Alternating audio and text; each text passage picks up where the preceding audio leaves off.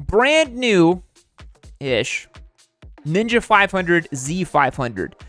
Y'all kind of knew this was coming, right? Like, I've been talking about this whole year, basically, where we're now entering this new 500-ish cc era. It seems like everybody is plus sizing because of emissions, because of competition. Everybody's now playing in this 450 to 500 cc ballpark, which is really funny because two reasons. We're going back in time in a lot of ways. There used to be a very strong 500 class of motorcycles, stuff like the GS 500s, the Ninja 500s. But I think like 20 years ago, maybe more, there was like a whole category of 500 class bikes, but there were also the 250s. So you had the 250s, the 500s. The 500s kind of ballooned into the 650 category. So that's what kind of happened. But now there is no more 250, 300s, 400s. Everybody's doing this 500 thing.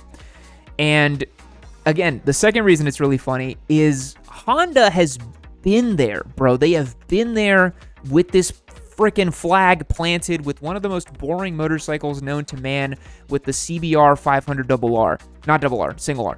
And now it's hilarious because they've kind of like failed upwards and that they have this bike that's really competitive. But the thing about the 500 class is all of them need to still meet A2 compliance. And if you don't know, because we're Americans, A2 compliance isn't just a horsepower rating. A lot of people think it's like, oh, it's 48 horsepower, that's all it can be.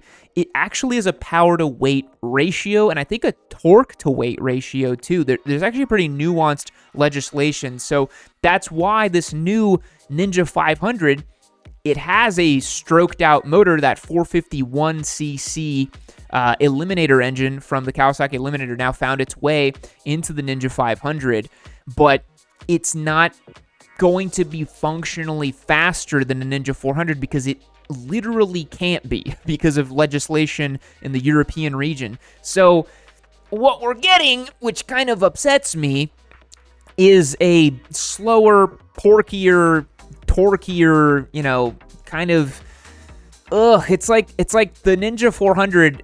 What was great about it is how lightweight it was and how it had this super peppy little engine. It's why I still like the R3 a lot too.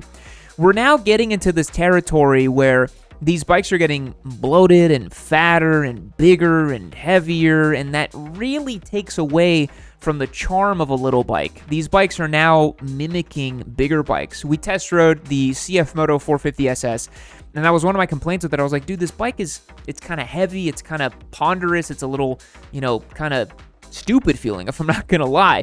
It's a good motorcycle, it feels like a big bike, and it's proper, but it doesn't have the little bike energy that is actually really fun.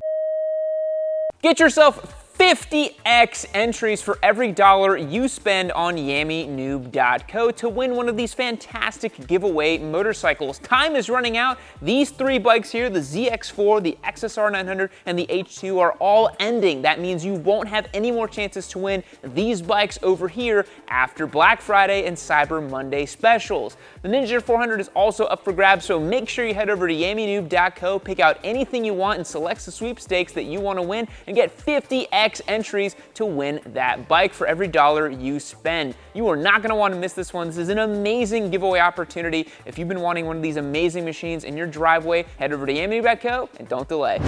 So let's take a look at this. We're looking at the Ninja 500 here. The styling's been updated a little bit, but most importantly, I want you guys to key in on something here. The suspension, the frame, and the overall running gear is basically the same. We have some styling updates and it looks a little bit cooler. I think there's a new TFT display on this model, but ultimately the bones are Ninja 400. But now you have a more strokey engine, a longer stroke engine that increased its displacement. That obviously when you increase stroke, you reduce the revs. So I'm going to guess this thing redlines now at 11, 10.5, something like that. And that sucks. The whole point of a Ninja 400 is how nice and peppy and revvy it is. We also got the Z400 variants, which I want to clue you guys in. Red Kawasaki's should be illegal. Please let me know in the comments down below if you agree with me, but I really think that red Kawasaki's are just sinful. cursed, bizarre. We have red Hondas, blue Yamahas, yellow Suzukis, and green Kawasaki's. That's all I want to see. You can't change the colors on me.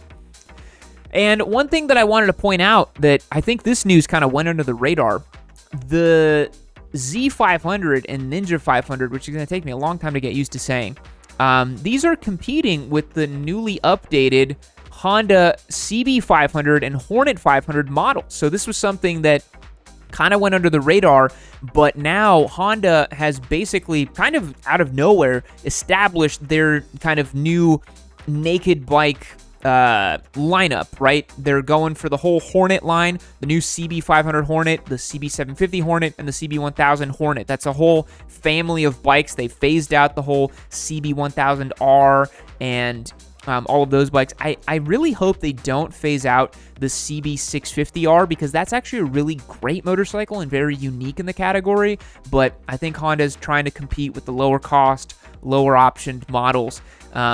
But again, you know, this one has a 471cc, 47 horsepower, twin. The Ninja 500 now has that too. And to be honest, Yamaha and KTM are in very unique positions where they are going to have very significant second mover advantage to these motorcycles. Everybody's making the same thing basically, except with slight variations on a theme. Aprilia is making the RS 457, the CF Moto makes the 450 SS, Kawasaki's making this 500, which is a 451, which, let's be real, that's quite the, you know, rounding up. This should have been called the Ninja 450. That way it could have been a little bit better in terms of the understanding of the bike. I think going 451 and saying it's a 500 is a little suspect in my opinion. But I think Yamaha and KTM specifically are in very, very interesting positions in that they can offer something very unique to the market that isn't going to be the same 450 parallel twin heavy beginner bike. I think Yamaha should not... What's tough is the consumers, they see a bigger number and they're like, cool, it's better. Because they'll see 450 SS from CF Moto, Ninja 500, they're like, well, I want the 500. It's bigger, it's better, it's a 500, it sounds cooler. But I really think that Yamaha should launch an R4 that's a bit of a smaller engine, but revs really hard and is just really exciting to ride and really lightweight. That should be their focus. And then KTM, I think, should just put a better, bigger single cylinder in it and make it just that super race prepped, kind of like Moto 3 inspired bike. That's what I would love to see. I would love to see a 450 single in the KTM that punches really nice and is tractable and just goes really, really well about its business. The other thing that the Ninja 500 and the Z500s are doing that kind of confuse me is what the hell is the point of a Ninja 650 now? I mean, the Ninja 650 is going to make about 15 more horsepower and it weighs 50 pounds more. I don't understand. If someone's going to go to a Kawasaki dealership and see a Ninja 500, a ZX4RR, a Ninja 650, and a ZX6, do you see how confusing that is? We have a 400, a 500, a 650, and a 600, a 636. And yet, two of them are not really beginner bikes. Two of them are. The one with the bigger number is a beginner bike. The ZX4 isn't a beginner bike. Like, are they just trying to confuse the ever-loving fuck out of the consumer? Because that's how I am right now. And even as a diehard motorcyclist, I still have to, like, if you were to park a Ninja 500, a ZX4, a Ninja 650, and a ZX6, I think I'd have a hard time pointing out the differences because they are all so strikingly similar. And it's like, I've talked about this too, there's these laser, tiny little niche markets that Kawasaki's chasing that is just very bizarre to me. But yeah, I think it was an update we kind of knew was going to happen. It makes sense for the market. It doesn't get me all that excited, I'm not going to lie. But it is a motorcycle that I think I'm going to have to get my hands on in some way, shape, or form and test and ride in some capacity. But I did want to see what you guys are saying about it over on the chat. So Tesla Shadow says, Ninja 750 coming. I could see that. I could really see some sort of bigger, to compete with the Gixxis 8S and the Hornet 750 and the MT-07, the Trident 660. Kawasaki really doesn't have that middle-ish naked bike, you know? So that's a bit of an issue to me that I would see. Let's see. I like my GS 500, but it lacks in a lot of ways.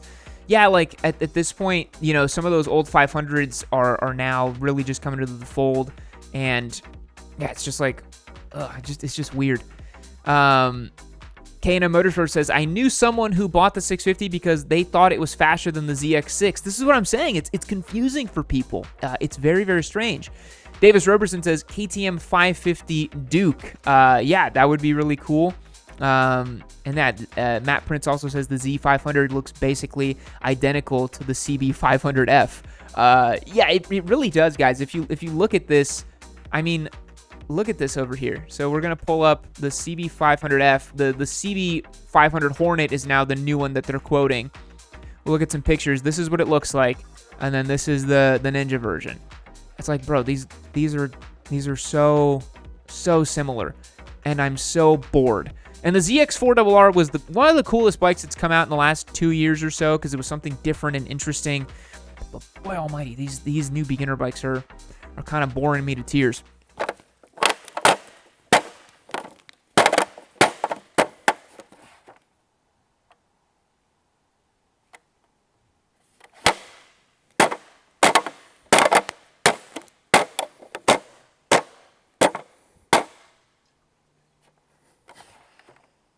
Keep watching Yami Noob.